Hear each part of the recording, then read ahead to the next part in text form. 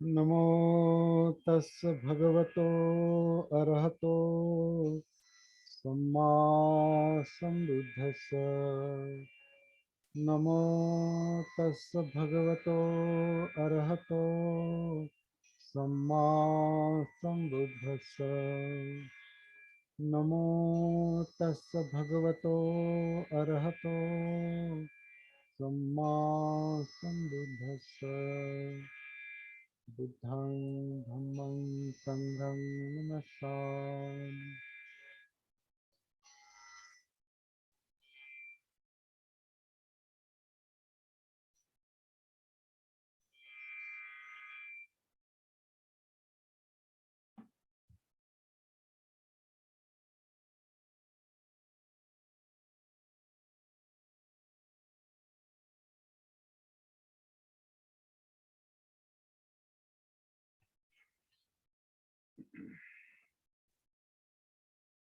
तो सबको जय भीम, नमो बुद्धाय। जय भीम, नमो बुद्धाय।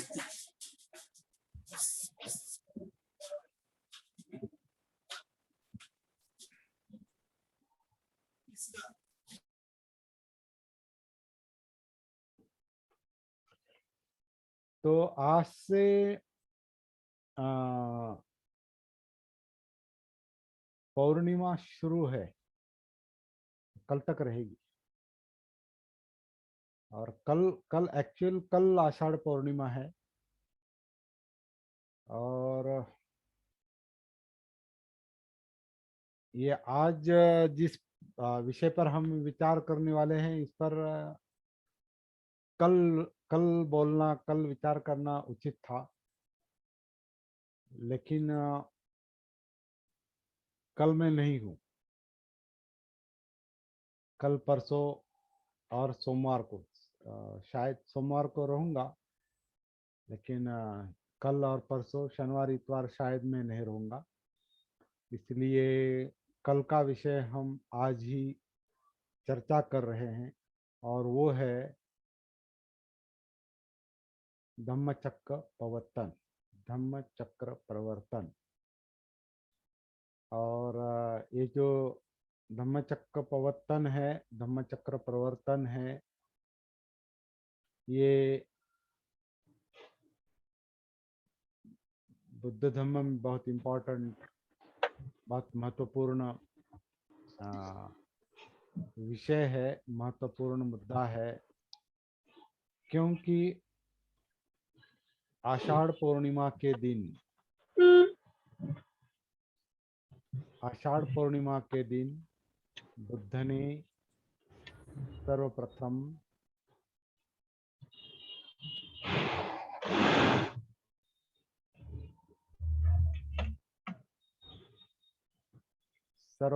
मतलब पहली बार क्या धम्म का प्रकाशन किया है।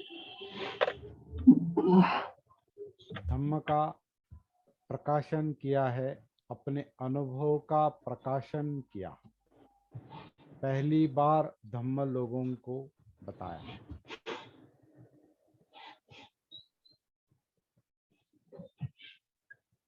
वो आषाढ़ पूर्णिमा का दिन है।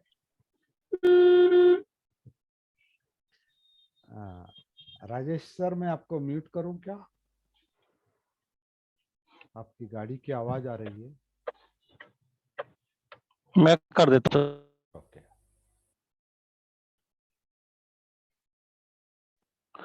मैं म्यूट हुआ, आप भी कर सकते, कोई दिक्कत नहीं।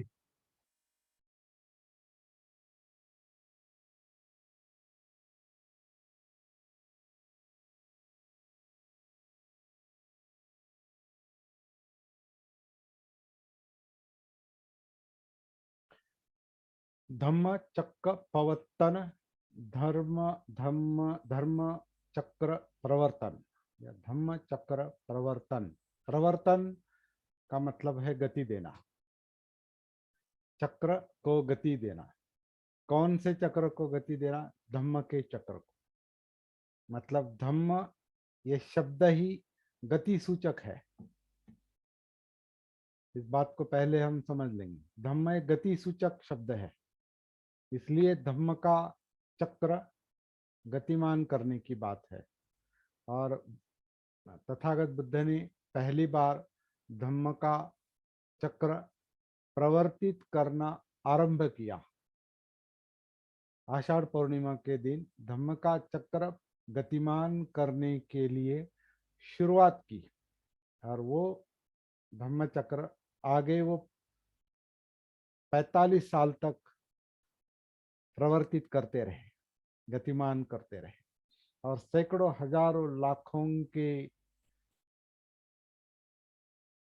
उनके हयात होते हुए लाखों की संख्या में लोगों पर उसका असर हुआ। लाखों की संख्या में उनके हयात होते हुए, और उसके बाद अब तक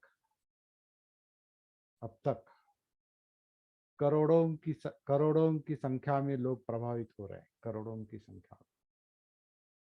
अभी कम से कम आधा विश्व जो है वो बुद्ध के धम्म के प्रभाव की छाया में है। क्यों? क्योंकि धम्म का जो विषय है वो दुख मुक्ति का विषय है, तनाव मुक्ति का विषय है, जो हर मनुष्य, हर प्राणी वो चाहता है। जैसे अन्न, वस्त्र और निवास, ये जैसे जरूरत की चीज है, आवश्यक चीज है, वैसे धम्म जो है ये आवश्यक चीज है, उससे भी ज्यादा आवश्यक है।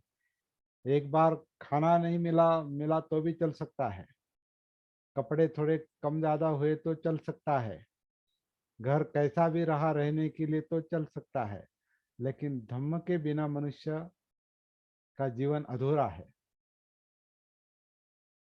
धम्म के बिना मनुष्य का जीवन अधूरा है, क्योंकि धम्म ही एक ऐसी दवा है, धम्म ही एक ऐसा उपाय है, उपचार है, जो हमें दुख से मुक्त कर सकता है, मनुष्य मात्र को दुख से मुक्त कर सकता है। दूसरा कोई चारा नहीं। अभी तक किसी ने दुख मुक्ति का अनुसंधान, दुख मुक्ति का शोध किसी ने नहीं किया है दुनिया में, साइंस ने भी नहीं किया। जैसे अभी ये साइंस का युग है, शास्त्रों का युग है, लेकिन किसी भी शास्त्र ने दुख मुक्ति का अनुसंधान नहीं किया। वो केवल बुद्ध को संभव हुआ। बाकी कुछ ऐसे है, कुछ शिक्षाएं ऐसी है कि उन्होंने दुख पर काम किया है, लेकिन अलग तरीके से काम। वो तो हर कोई, हर मनुष्य दुख मुक्ति के लिए काम करता है। प्राणी भी दुख से बाहर आने के लिए, यातना से बाहर आने के लिए, पीड़ा से बाहर आने के लिए, बीमारी से बाहर आने के लिए, तकलीफ से बाहर आने के लिए, परेशानी से बाहर आने के लिए हर प्राणी मात्र, हर मनुष्य प्रयास करता है। इसमें कोई बड़ी बात नहीं है। और बहुत सारे ऐसे तत्वज्ञानी हैं, बहुत सारे शास्त्रों ने, सभी धर्मों ने यही विषय लिया है, दुख का, यातनाओं का ही विषय लिया है। अब मेडिकल साइंस भी क्या है, वो दुख मुक्ति का ही विषय है, एक तरह से बीमारी से मुक्ति का विषय है मेडिकल साइंस। और दूसरे भी शास्त्र जो है वो मनुष्य को किसी न किसी समस्या के लिए कोई उपाय बताते हैं। अर्थशास्त्र कोई अर्थ का उपाय बताता है, समाजशास्त्र कोई सामाजिक समस्या पर विचार करता है, मानसशास्त्र मानसिक बीमारी पर विचार करता है, और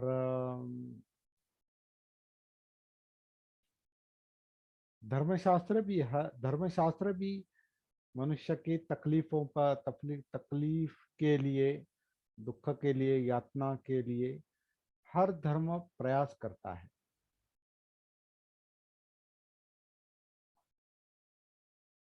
लेकिन बुद्ध के अलावा किसी ने दुख मुक्ति का उपाय नहीं बताया, क्योंकि उनको मिला नहीं, उनको मिला नहीं। प्रयास जरूर किए, लेकिन वो मिला नहीं। इसलिए बुद्ध का और बुद्ध के धम्म का जो प्रभाव है वो पूरी दुनिया में है। कल के दिन आषाढ़ पूर्णिमा के दिन जब से ये धम्म चक्र प्रवर्तित हुआ वो अब भी प्रवर्तित हो रहा है और आगे भी जब तक पूरी दुनिया पूरा विश्व जब तक सभी प्राणी मात्र दुख से मुक्त नहीं होते तब तक ये धम्म चक्र प्रवर्तित होता रहेगा। ये नेचुरल है, ये नेचुरल है। जैसे भूख नैसर्गिक है और खाना हम खाते हैं, खाना खाना पड़ता है क्योंकि भूख है, पानी पीना पड़ता है क्योंकि प्यास है। इसी तरह से दुख है तो दुख मुक्ति के लिए धम्म है। तो कल का दिन है, ऐसा दिन है कल का आषाढ़ पूर्णिमा का। उस दिन बुद्ध ने पहली बार दुख से मुक्त कैसे होना है ये पहली बार दुनिया को बताया, लोगों को बताया। 5 ही लोगों को पहले बताया जिन्हें पंचवर्गीय भिक्षु कहते हैं। पंचवर्गीय भिक्षु 5 ही लोगों को उन्होंने पहली बार धम्म बताया और 5 लोगों को भी एक साथ नहीं बताया, एक एक को बताया है। और ये जो पंचवर्गीय भिक्षु थे ये पहले उनके साथी थे। कब के साथी थे? ये दुख मुक्ति का उपाय मिलने तक बुद्ध मतलब सिद्धार्थ गौतम जो आत्मक्लेश की तपश्चर्या करते थे, आत्मक्लेश की, जिस पर हमने कई बार चर्चा की है। आत्मक्लेश की तपश्चर्या करते थे उस वक्त ये 5 लोग उनके साथी थे। पंचवर्गीय भिक्षु उनके साथी थे और वो सिद्धार्थ गौतम की तपश्चर्या से बहुत प्रभावित हुए थे उस वक्त।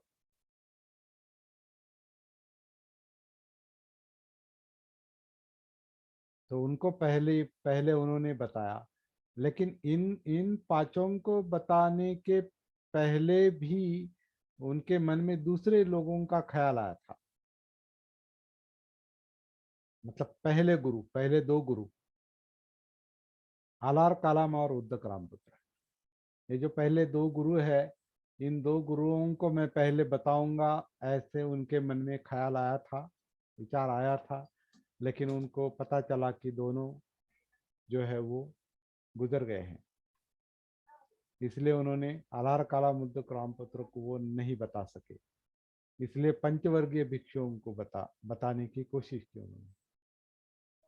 ऐसा भी कहते हैं कि आलार काला मुद्दक रामपुत्र के पहले भी एक आदमी को उन्होंने बताने की कोशिश की थी जो उपक उपक नाम का जो नग्न साधु था। तो उसको बताने की कोशिश की थी। वो भी बुद्ध से जो अभी अभी उनको बुद्धत्व प्राप्ति हुई है, उनका तेज देखकर वो भी प्रभावित हुआ था उपक। और उसने पूछा कि आप कौन हैं? आपको आपका तेज बता रहा है कि आपको कुछ मिला है। आपकी वाणी बता रही है आपको कुछ मिला है। क्या मिला है आपको? तो बुद्ध ने कहा कि मैं बुद्ध हूँ, मैं बुद्ध हूँ। तो जो नग्न साधु है वो थोड़ा उसने हंसकर वो बात टाल दी, क्योंकि उसको ऐसा लगा कि मैं इतनी तपश्चर्या कर रहा हूँ, मुझे अभी नहीं मिला और ये साधारण दिखता है। मतलब अ, खाता पीता है, मतलब तपश्चर्या नहीं करता, लेकिन अभी अन्न सेवन करता है, ये करता है और आम लोगों की तरह रहता है। भले शिवर है लेकिन तपश्चर्या नहीं की। और ये कहता है कि मैं बुद्ध हूँ। तो बुद्ध शब्द भी उसके समझ में नहीं आया। अब भी कुछ लोगों के समझ में नहीं आता बुद्ध शब्द।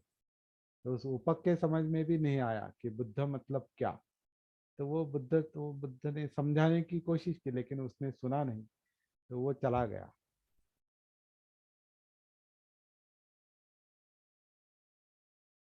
वैशाख पूर्णिमा के दिन जो मई में आता है, मई महीने में वैशाख पूर्णिमा जो आती है उस दिन उनको प्राप्ति हुई थी। और कल आषाढ़ पूर्णिमा के दिन उन्होंने पहली बार ये धम्म का चक्र गतिमान किया, धम्म धम्म प्रकाशित किया, धम्म का प्रकाशन किया, लोगों को दिया। धम्म दान, पहला दान उनका धम्म दान उन पंचवर्गीय भिक्षुओं को किया। इसके पीछे एक बहुत बड़ा इतिहास भी है। ये आपको करीब करीब सब लोगों को पता है, कोई यहाँ इसमें नया कोई दिखाई नहीं देता, सारे पुराने लोग हैं। वो इतिहास आप लोगों को पता है कि बुद्ध को, सिद्धार्थ गौतम को बुद्ध बनने के पहले उन्होंने जो तपश्चर्या की थी, वो तपश्चर्या के बारे में हमने बहुत चर्चा की है। बहुत कड़ी तपश्चर्या थी। उस वक्त ये पंचवर्गीय भिक्षु उनके साथ थे। वो तपश्चर्या उन्होंने छोड़ दी थी। तपश्चर्या के पहले उन्होंने ध्यान साधनाएं सीखी आलार काला मुद्दक रामपुत्र से। 8 ध्यान आलार कालाम से, 7 ध्यान उद्दक रामपुत्र से 8वां ध्यान। वो ध्यान साधना और उग्र तपश्चर्या, ये दोनों का उन्होंने त्याग किया। और इस राह पर वो कैसे आए, इस तपस्या के राह पर और ध्यान के मार्ग पर वो कैसे आए, ये भी इतिहास आपको पता है। उनको राज्य त्याग करने की जो सजा दी थी, राज्य त्याग करने की जो सजा दी थी, इसलिए उनका गृह त्याग हुआ था। तो गृह त्याग के बाद उन्होंने जो अनुसंधान शुरू किया, खोज शुरू की, उस खोज का परिणाम जो है वो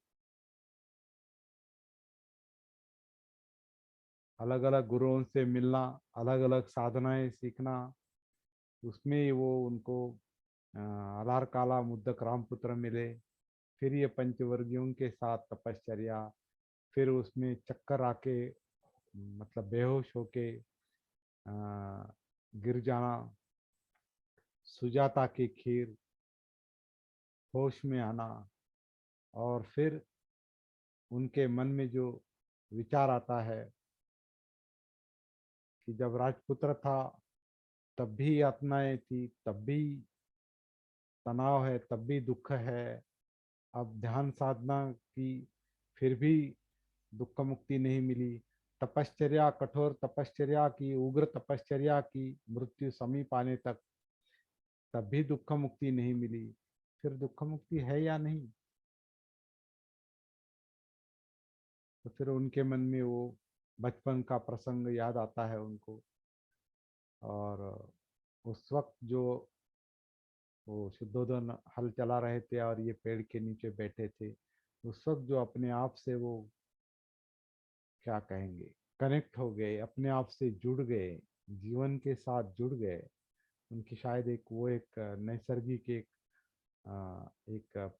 प्रवृत्ति थी, या उनका एक वैसा स्वभाव था, उनकी एक उनका व्यक्तित्व वैसा था, संवेदनशील व्यक्तित्व। वो अपने आप के साथ जुड़ गए, कनेक्ट हो गए। और वो ध्यान था या और कुछ, ये उनको उस वक्त पता नहीं था।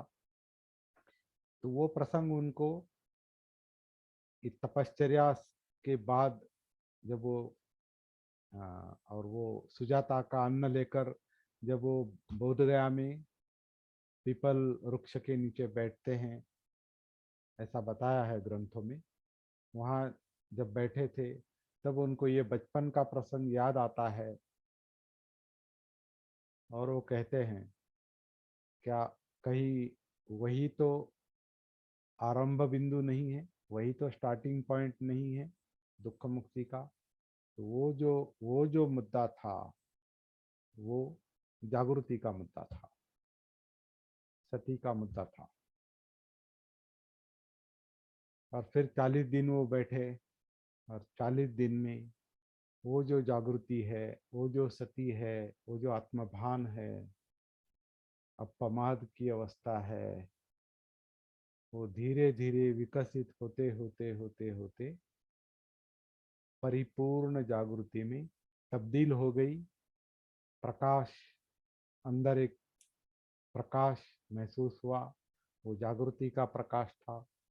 उससे उनको अस्तित्व, जीवन का, जीवन यानी जो मनोकायिक अस्तित्व है, वो मनोकायिक अस्तित्व उनको महसूस हुआ। उसकी समस्या मतलब दुख की समस्या जो पहले ही थी, वो समस्या का स्वरूप समझ में आया। उसे उन्होंने दुख सत्य कहा है कि दुख जीवन का सत्य है, आर्य सत्य है, ये सत्य है। सत्य का मतलब वो है कि जो हमारे मानने न मानने पर निर्भर नहीं है। सत्य उसे कहते हैं जो वैसा ही है। सत्य का मतलब मैं सत्य को मानता हूँ इसलिए वो सत्य है, ऐसा नहीं। और मैं सत्य को नहीं मानता हूँ इसलिए वो सत्य नहीं है, ऐसा भी नहीं। सत्य सत्य है, वास्तव है, वास्तव वो वैसा ही है। तो ये दुख सत्य उनके समझ में आता है। फिर उस जागृति के कारण, सती के कारण उनको वो दुख का कारण भी महसूस होता है कि क्यों दुख है। तो दुख का कारण उनके समझ में आया, जिसे उन्होंने दुख समुदय कहा है। दुख का उदय जिस कारण से होता है वो दुख समुदय। वो दुख का समुदय, दुख का उदय किस कारण से होता है? चित्त की जो तृष्णा है, चाहिए नहीं चाहिए, ये चाहत जो है, ये तृष्णा जो है, वो तृष्णा के कारण दुख है। और ये तृष्णा सत्य मालूम न होने के कारण, महसूस न होने के कारण ये तृष्णा है। अविद्या में तृष्णा है।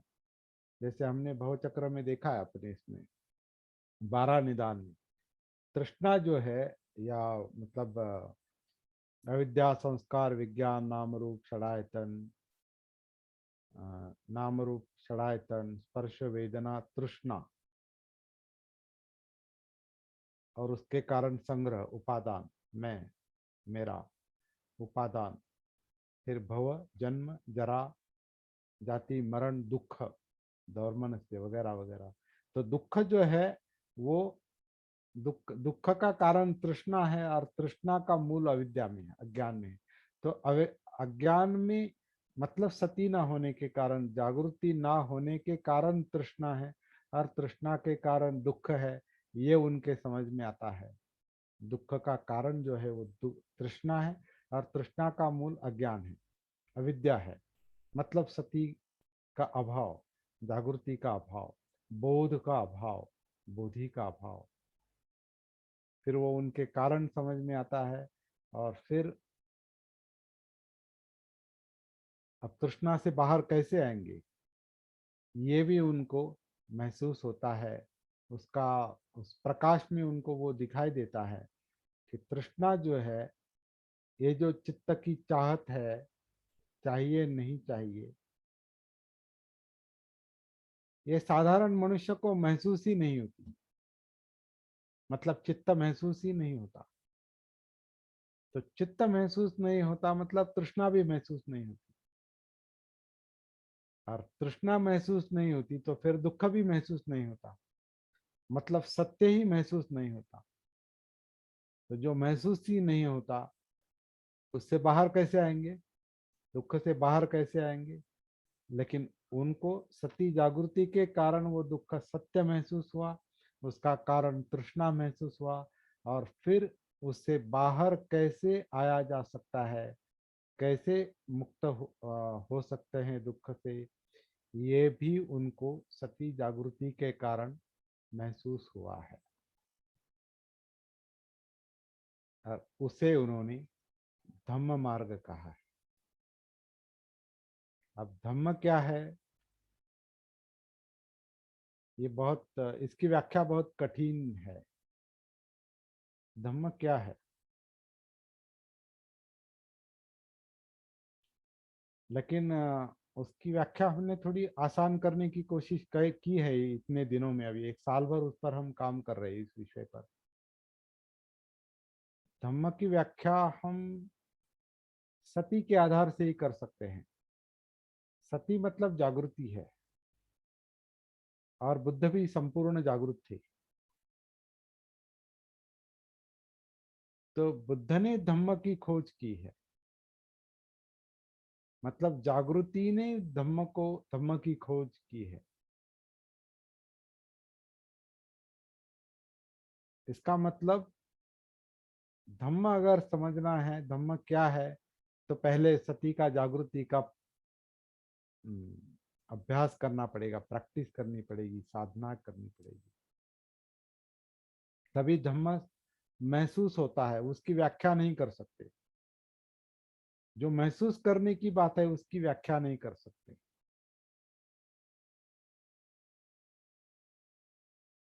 जैसे दुख, दुख दुख सत्य है, लेकिन दुख मतलब क्या है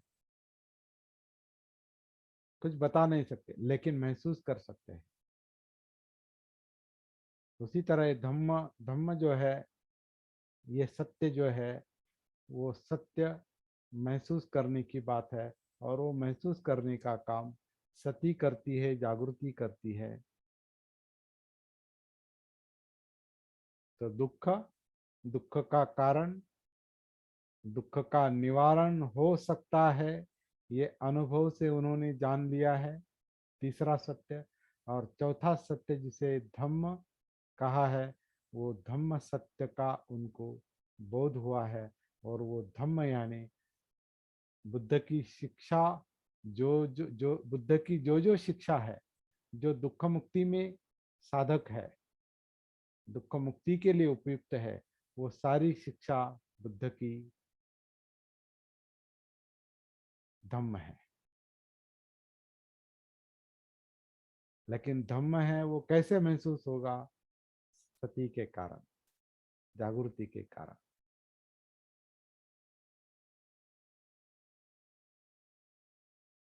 फिर उन्होंने जब पहली बार धम्म बताया उन पंचवर्गीय भिक्षुओं को आषाढ़ पूर्णिमा के दिन, तो ऐसा कहते हैं कि उन्होंने अपने पहले प्रवचन में ये चार आर्य सत्य बताए। दुख समुदय, दुख दुख समुदय, दुख निरोध यानी निब्बाण, और दुख निरोध गामिनी प्रतिपदा यानी दुख मुक्ति का मार्ग। ये चार आर्य सत्य उन्होंने भिक्षुओं को बताए, पंचवर्गीय भिक्षुओं को।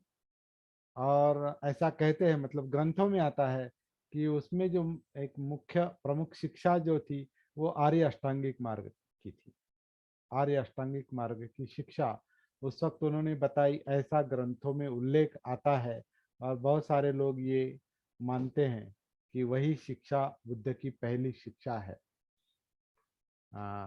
लेकिन अभी मुझे ऐसा भी हम कह सकते हैं कि धम्म समझने के लिए बुद्ध ने पहले पंचवर्गीय भिक्षुओं को जागृति का अभ्यास बताया होगा, सती का जागृति का अभ्यास बताया होगा। क्योंकि जब तक जागृति नहीं, अपने जीवन का होश नहीं, जब तक जीवन महसूस नहीं होता, तब तक धम्म यानी सत्य महसूस नहीं हो सकता।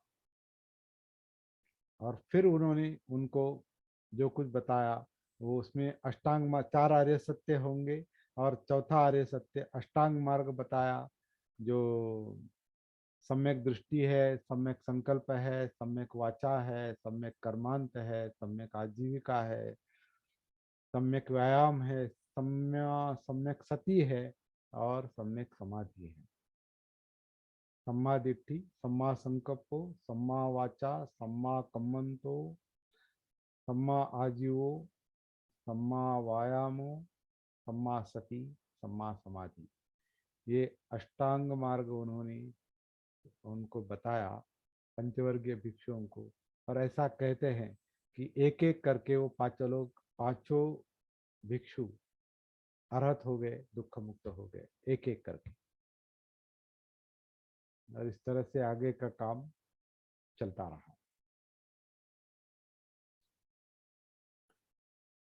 सती साधना से संबंधित हमारा जो मुद्दा है धम्मचक्र प्रवर्तन में, वो हमारे लिए बहुत इम्पोर्टेंट मुद्दा है विचार करना, ऐसा मुझे लगता है।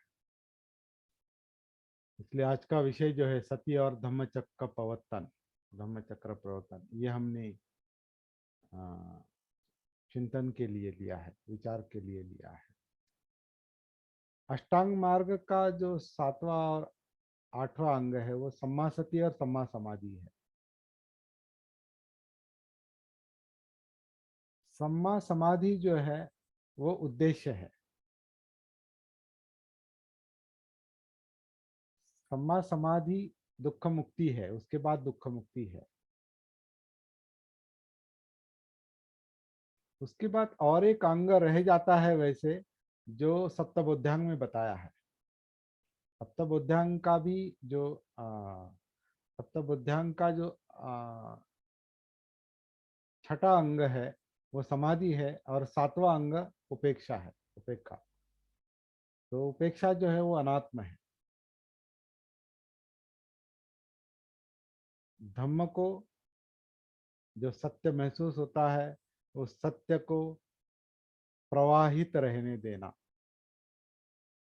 लेट इट गो, प्रवाहित रहने देना, उसे धम्म को, सत्य को सत्य की तरह देखना और उसे स्वीकार करना, और उपेक्षा मतलब छोड़ देना, अनात्म है। लेकिन यहाँ अष्टांग मार्ग में वो मुद्दा क्यों नहीं आया, ये भी थोड़ा विचार करने की बात है। लेकिन वो उसमें उस शिक्षा में वो अध्यावृत है, मतलब क्या कहते हैं उसको, अ, सुप्त है। सुप्त यानी मतलब बताया नहीं, लेकिन उसमें वो वैसा है।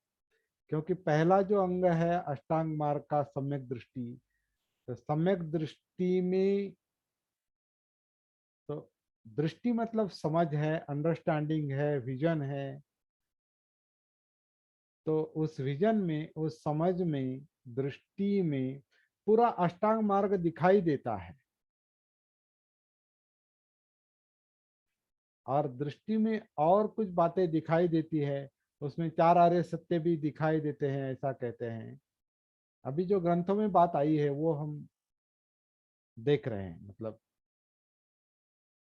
लेकिन ग्रंथों में जैसा दिया है वैसा ही विचार करना चाहिए, ऐसा लगता नहीं। बुद्ध ने जो बात कही है, बताई है, वो अनुभव के आधार से कोई कोई भी बात स्वीकार करो, मानो। आपको ऐसा अनुभव आता है क्या, तो तभी उसको स्वीकार करो, ऐसा बताया है। तो सम्यक दृष्टि जो है, सम्यक दृष्टि में 4 आर्य सत्य भी आते हैं। सम्यक दृष्टि में दुख, अनित्य, अनात्म भी आता है। तो सम्यक दृष्टि में अष्टांग मार्ग भी आता है। सम्यक दृष्टि में भवचक्र भी आ सकता है। सम्यक दृष्टि में धम्मचक्र भी आता है। तो अंडरस्टैंडिंग, धम्म की समझ, दुख मुक्ति के ज्ञान की समझ, समझ मतलब पूरा धम्म आता है। और जैसे उदान उदान में कहा है कि धम्म एक महासागर की तरह है। धम्म मतलब दृष्टि में पहले ही महासागर दिखाई देता है, धम्म दिखाई देता है, मतलब सब कुछ दिखाई देता है। तो वो सम्यक दृष्टि है। तो फिर उस जो समझ में आता है उसके मुताबिक संकल्प बनता है, और फिर वाणी, कर्मांत और बाकी के अंग अपने आप डेवलप हो जाते हैं। लेकिन सम्मा सती और सम्यक समाधि जो है वो जो अंत में है, मुझे लगता है प्रैक्टिकली वो शुरू में आता है। क्योंकि कोई भी थ्योरी जो है, थ्योरी हमेशा बाद में आती है, पहले प्रैक्टिस आती है। मतलब पहले पटिपत्ति नहीं आती, पहले परियत्ति नहीं आती, पहले पटिपत्ति आती है। पटिपत्ति मतलब अनुभव और मार्ग, और बाद में वो अनुभव कैसे आता है, इसका उसके आधार पर थ्योरी बनती है। संशोधन कैसे चलता है, पहले संशोधन होता है, और संशोधन, खोज, करने के बाद जो कुछ निष्कर्ष निकलता है उसके बारे में वो संशोधक बाद में लिखता है कि मैंने ये संशोधन ऐसे ऐसे किया।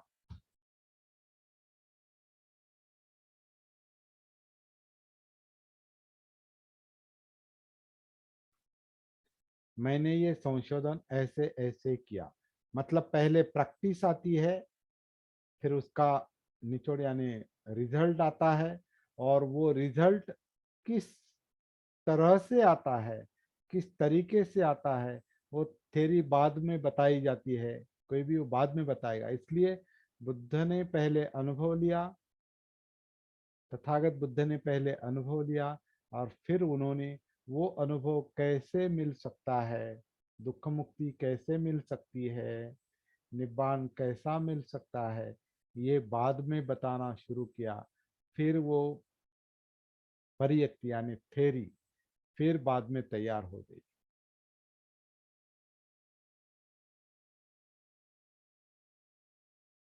लेकिन बुद्ध ने जो महत्व दिया है, तथागत ने जो महत्व दिया है, वो अनुभव को, अनुभूति को, ए ही पस्सी को पहले आओ, देखो, महसूस करो, परिणाम देखो, और फिर उस पर विश्वास करो। फिर वो थ्योरी की बात आती है। थ्योरी में वो एक तरह का वेरिफिकेशन है, मुझे ऐसा लगता है, वेरिफिकेशन। तो चलो, एक बहुत ही जटिल बात है, कठिन बात है, लेकिन अभी सती साधना करने वालों के लिए मुझे ऐसा लगता है कि थोड़ा कुछ बातें आसान हो गई है। सती जागृति के आधार से ही समाधि प्राप्ति की जा सकती है। मतलब जो बिखरा हुआ मन है, बिखरा हुआ चित्त है, बिखरी हुई जो पर्सनालिटी है, व्यक्तिमत्व है, वो सारा मुक्त होकर इकट्ठा आता है, समाहित होता है, इकट्ठा आता है। जो भटका हुआ मन है, भटका हुआ चित्त है, वो मुक्त होकर समाहित होता है, इकट्ठा आता है, मतलब दुख मुक्ति मिलती है। तो समाधि यानी दुख मुक्ति ही है। लेकिन वो दुख मुक्ति भी वो जो प्राप्ति है वो छोड़ने के बाद ही मिलती है, ऐसा उपेक्षा का अंग बताते हैं बताया जाता है। उस पर हम अभी ज़्यादा यहाँ विचार नहीं करेंगे, क्योंकि हम सप्तबोध्यांग में उसका विचार कर चुके हैं। जो लोग यहाँ पर है पहले से, 1 साल से इस प्रोसेस में है, सती साधना के प्रोसेस में जो लोग हैं, उनको पता है अनापान सती के आधार से कायानुसति, काया जिंदा है इसलिए वेदनानुसति, क्योंकि जिंदापन यानी वेदनाएं हैं, फील हो रही, काया जिंदा काया फील हो रही है, महसूस हो रही है, मतलब वेदनाएं हैं। तो वेदनानुसति, वेदना यानी सुख दुख है, और न्यूट्रल है, असुख दुख वेदना है। और ये सुख दुख का जो मूल है, सुख दुख का जो कारण है, वो चित्त है, इच्छा, तृष्णा है, चाहिए नहीं चाहिए, ये जो भागदौड़ है चित्त की, ये तृष्णा है। राग और द्वेष या लोभ और द्वेष, ये दुख का कारण है। इसका विश्लेषण जो है वो मन में चल रहा है। तो आनापान से काया में, और जिंदा काया में वेदना, चित्त, मनोधम्म, और इसे सतिपट्ठान कहा है। कायानुसति, वेदनानुसति, चित्तानुसति और धम्मानुसति। धम्म मतलब मनोधम्म, मनोधम्म यानी जो कुछ समझ में आता है मन को, मन जो महसूस करता है, उसे मनोधम्म कहा है। मनोधम्म, धम्म जानने वाला मन, वो मनोधम्म।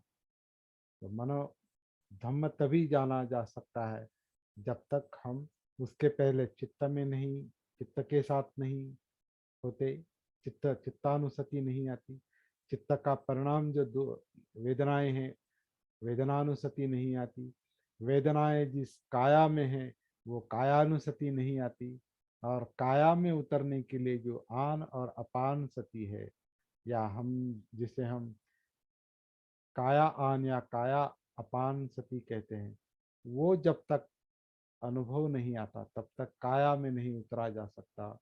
जिंदापन यानी वेदनाएं महसूस नहीं हो सकती, चित्त महसूस नहीं हो सकता, मनोधम्म महसूस नहीं हो सकता।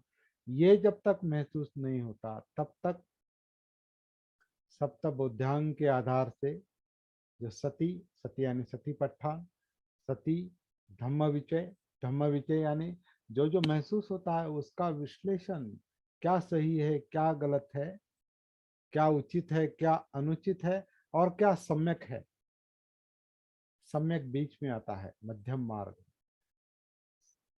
अष्टांग मार्ग को मध्यम मार्ग का है। वो सम्यक जो है वो मध्य में आता है। तो धम्म धम्म विचय सती के आधार से जो होता है, धम्म विचय यानी धम्म जानना, जो जो महसूस होता है जागृति को, वो जानने का काम है।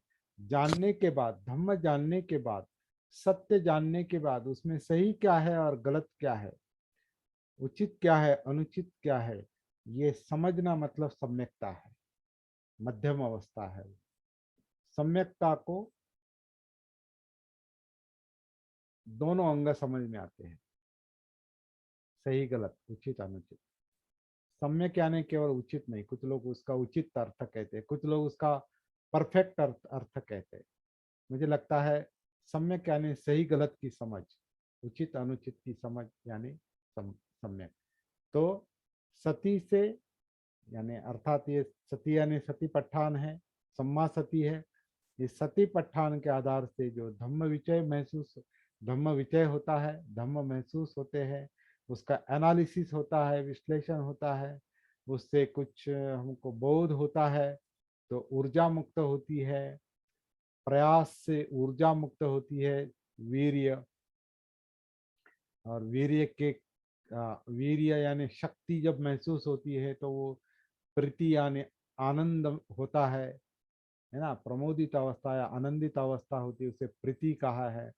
फिर वो प्रीति के बाद, वो प्रीति जो है वो आनंद है, अत्यानंद जो है वो हमारे काया में एब्जॉर्ब होता है, उसमें सोख जाता है, मतलब उसमें एकरूपता आती है।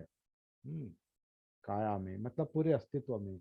तो प्रीति एब्जॉर्ब होती है, तो वो प्रसरब्धि है।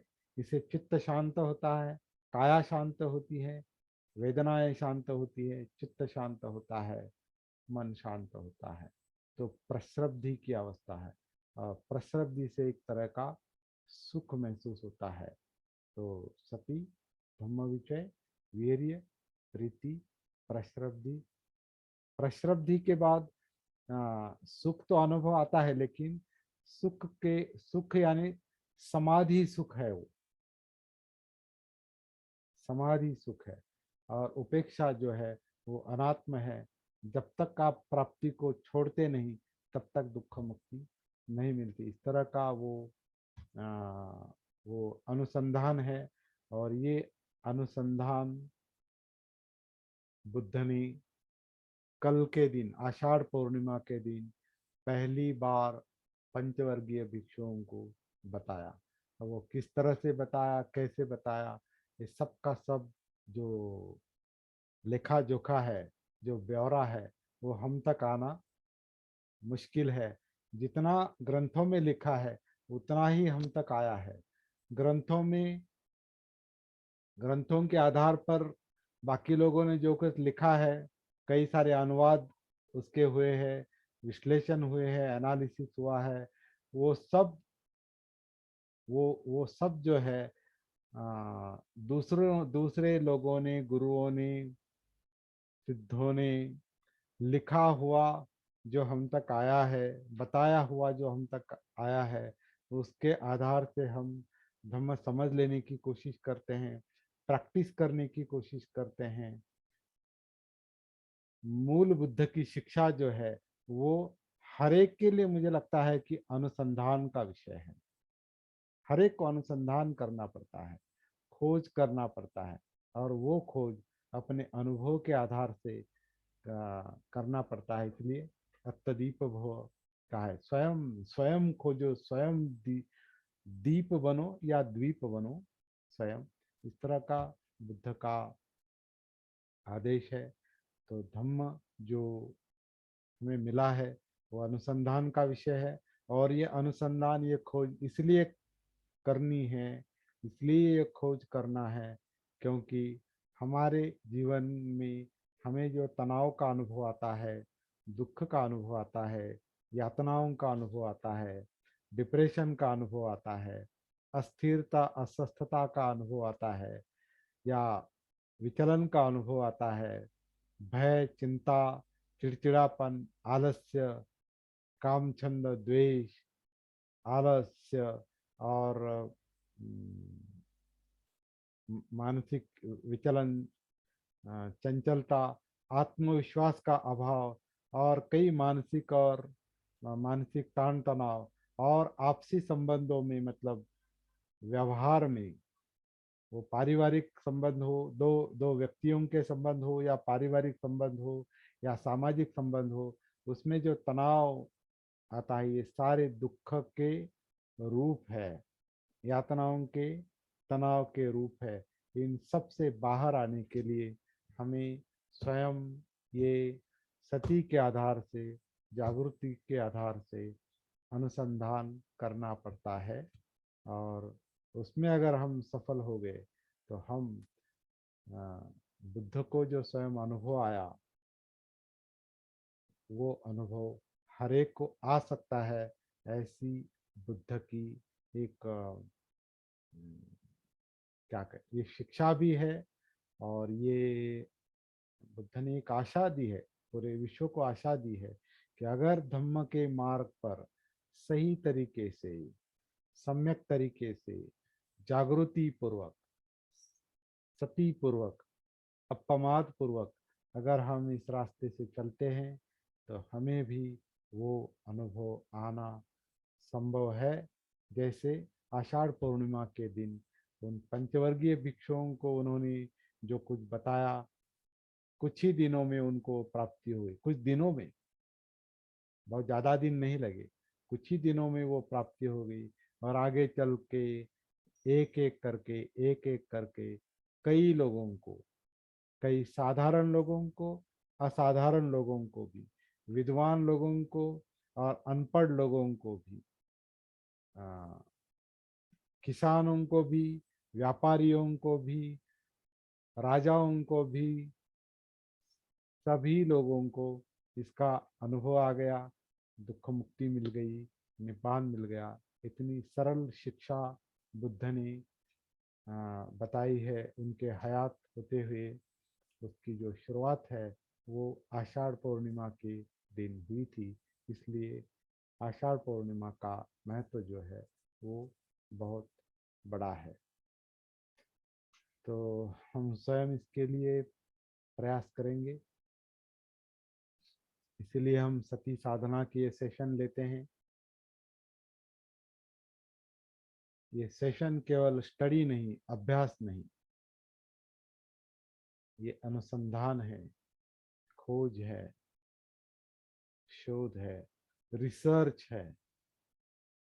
ये रिसर्च वर्क कर रहे हैं हम लोग।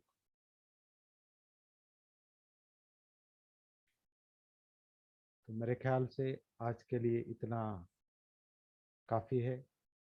आप सब लोगों को मैं आषाढ़ पूर्णिमा की शुभकामना देता हूँ, शुभकामनाएं देता हूँ।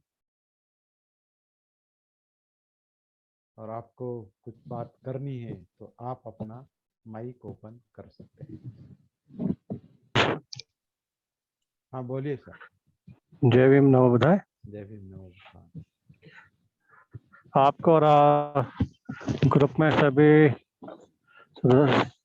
सम्मानित सदस्य को आषाढ़ पूर्णिमा की बहुत बहुत बधाई। धन्यवाद सर। और मैं यहाँ पर ये कहना चाहता हूँ कि जैसे बाबा साहब ने भगवान बुद्ध और उनके धर्म में कहा है प्रस्तावना में कि जो भी आप सोचें और करें धर्म के बारे में, पहले अपनी कसौटी पर खरा उतार ले। राइट। वो जो आपने अभी बात कही अनुसंधान की, हाँ हाँ। वो दोनों बातें एक है।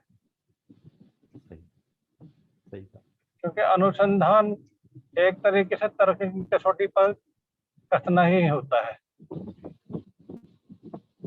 और जब हम इन चीजों को अपने तरक्की कसौटी पर कस लेते हैं तो हमें इस बात का एहसास होता है कि हम सही हैं। सती के माध्यम से जो आपने बात कही कि हम जागरूक हैं तो हम सही और गलत का रास्ता देख सकते हैं, जी समझ सकते हैं। वही हमारा अनुसंधान भी होगा और वही हमारी तरक्की की कसौटी भी होगा जी वर्तमान माहौल को देखते हुए।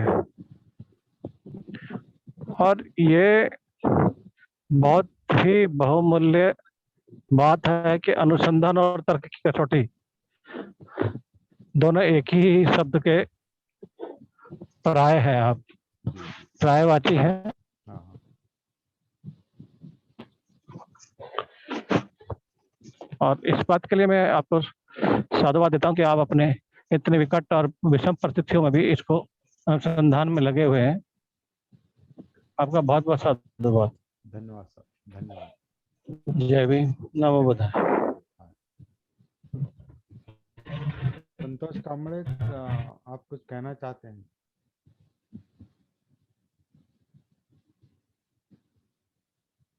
आपने धन्यवाद दिया है, शुभकामनाएं भेजी है संतोष कांबळे जी ने। हाँ बहुत सर, बहुत बहुत साधुवाद। हाँ संतोष जी, आप सभी को आषाढ़ पूर्णिमा का मंगलमय शुभकामनाएं। धन्यवाद धन्यवाद।